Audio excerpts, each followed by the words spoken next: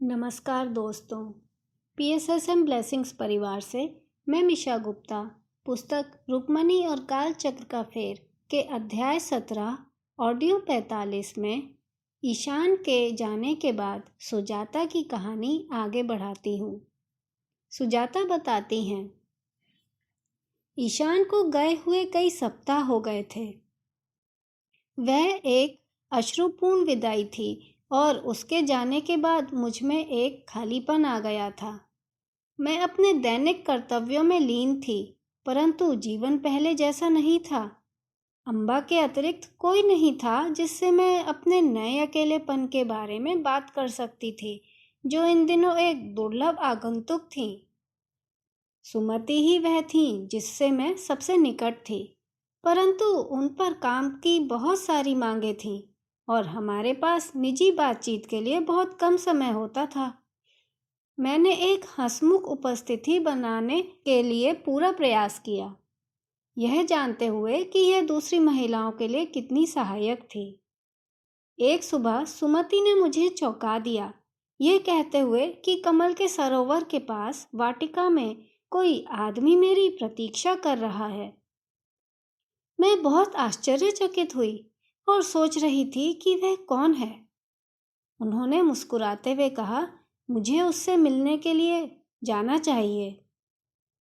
मैं जो काम कर रही थी उसे एक तरफ करके जल्दी से बाहर निकली और एक एकांत पुरुष आकृति को देखा जो मेरी ओर पीठ करके खड़ा था। बढ़ती जिज्ञासा के साथ मैं उसके पास गई और जब मैं कुछ ही कदम दूर थी तो वह अचानक पलटा। एक पल के लिए मैं रुक गई। मेरा अति प्रिय भाई मेरे सामने खड़ा था। अभिषेक, मैंने कहा। मालिनी।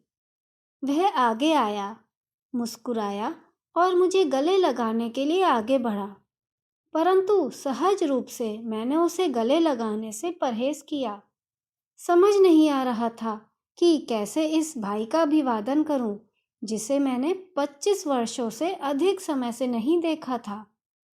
वर्षों पहले के उस संक्षिप्त क्षण को छोड़कर जब मैंने अर्जुन के आगमन को देखने के लिए महिला निवास छोड़ा था। क्या वह वही था जिसे मैं तब जानती थी जब मैं छोटी थी, या वह इस हद तक बदल गया था कि मैं उस भाई को पहचान नहीं पाऊंगी जिसे मैं अभी इतना प्रेम करती थी। एक कदम पीछे हटते हुए मैंने उसे अच्छी तरह देखा।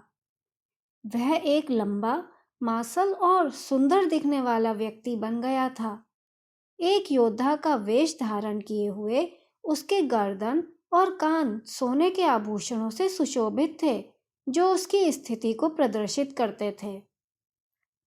अब उसके 30 के दशक के अंत में उसके माथे और नेत्रों के चारों ओर पहले से ही पतली झुर्रियां थीं और मुझे संदेह था कि हमारी विदाई के बाद से उसका जीवन सरल नहीं रहा था।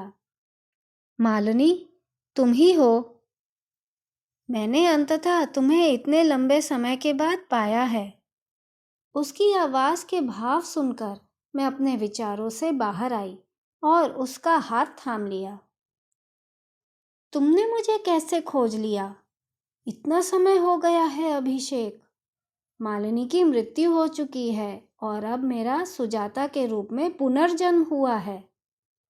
मेरे हाथ को कसकर पकड़ते हुए उसने धीरे से उत्तर दिया, मुझे पता है और मैं तुम्हारी रक्षा करने के लिए वहां नहीं था, जैसा कि मैंने माँ को वचन दिया था। मुझे बहुत खेद है, बहुत खेद है। तुमने मुझे कैसे खोज लिया? यह एक लंबी कहानी है और मैं इसे तुम्हें बताऊंगा। चलो कहीं बैठते हैं। मैं उसे मंदिर के पास एक सुनसान जगह पर ले गई जहां हम बिना किसी बाधा के बात कर सकते थे। एक बार जब हम बैठ गए तो मैंने उसकी ओर एक लंबी दृष्टि डाली और मुस्कुराई। तुम ठीक लग रहे हो अभिषेक। क्या तुम खुश हो? और तुम्हारे माता पिता? अकेले माता पिता जिन्हें मैं जानता था मालिनी, वे हमारे माता पिता थे। परंतु क्या महेंद्र ने तुम्हारे माता पिता को नहीं खोजा था? इसलिए ही तो तुम चले गए थे। ये झूठ था।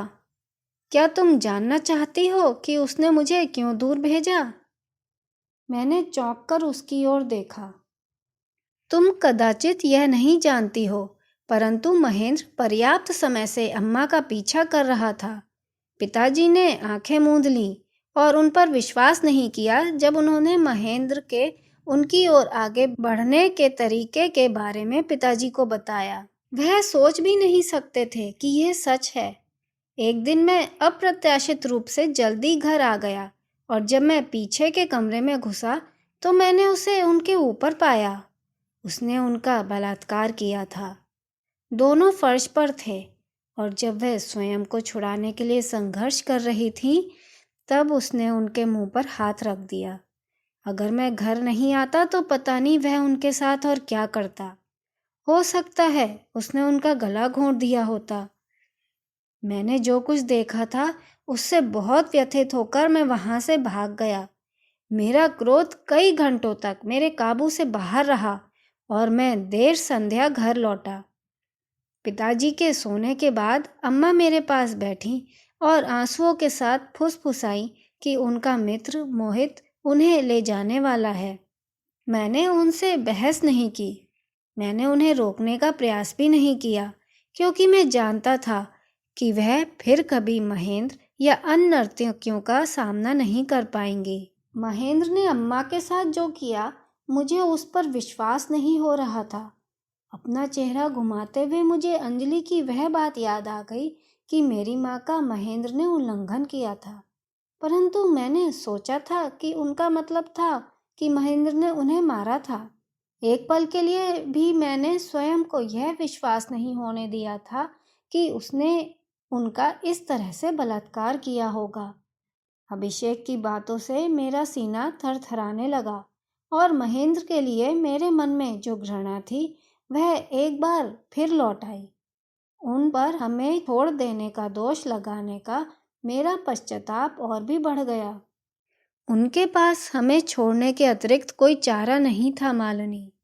मोहित उनके प्रति बहुत दयालु था और उन्हें ऐसा नहीं देख सकता था। वह कुछ समय से इस बात को लेकर चिंतित थी कि क्या किया जाए, परंतु जब मैंने उन्हें ऐसे देख लिया तो उन्हें पता था कि वह वहां अब और नहीं रह सकती थी। अपनी इज्जत के लिए उन्हें समुदाय छोड़ना पड़ा। उन्होंने मुझसे तुम्हारे देखभाल करने और महेंद्र से तुम्हारी रक्षा करने का वचन लिया।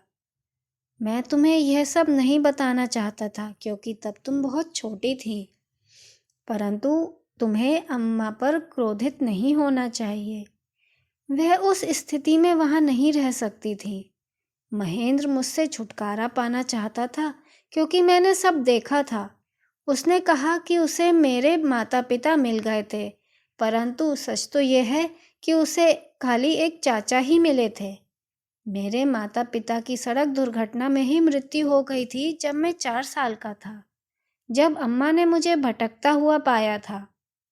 यह चाचा वास्तव में मुझे नहीं पसंद करते थे, परंतु उन्होंने मुझे शस्त्र विद्या के प्रशिक्षण के लिए भेजा और मैं एक उचित क्षत्रिय बन गया। अंततः एक बहुत ही अद्भुत महिला से विवाह भी किया। मैं चाहता हूँ कि तुम उससे मिलो। तो तुम एक क्षत्रिय हो अभिषेक। जब तुम छोटे थे तो तुम्हारा हथियारों के लिए प्रेम उसी के कारण था। वह हंसा और फिर जारी रखा। उस दिन मैंने तुम्हें नगर के द्वार के पास देखा। मैं द्वारका में रहने के लिए उसी समय अपनी पत्नी के साथ लौटा था और मुझे तब तक तुम्हें या पिताजी से मिलने का मौका नहीं मिला था, परंतु उस दिन मुझे पता था कि वह तुम ही थी, इसलिए मैं पिताजी को खोजने गया। उन्होंने मुझे बताया कि क्या हुआ था और कहा कि तुम और उद्धव दोनों मारे गए थे, परंतु निश्चित रूप से मुझे पता था कि तुम अभी भी जीवित थी और तब से मैं तुम्हारी खोज कर रहा हूँ। मैंने लंबे समय तक यहाँ आने के बारे में नहीं सोचा था। पिताजी कैसे हैं?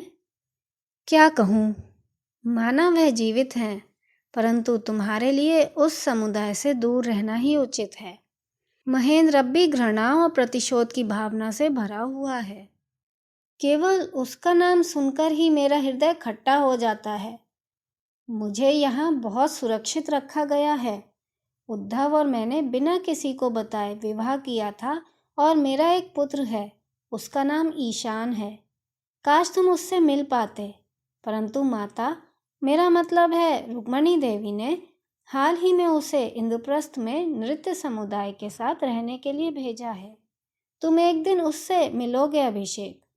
वह एक बहुत अच्छा लड़का है, बिल्कुल अपने पिता की तरह है। दोस्तों, आज के लिए बस इतना ही। आप सबका बहुत बहुत आभार।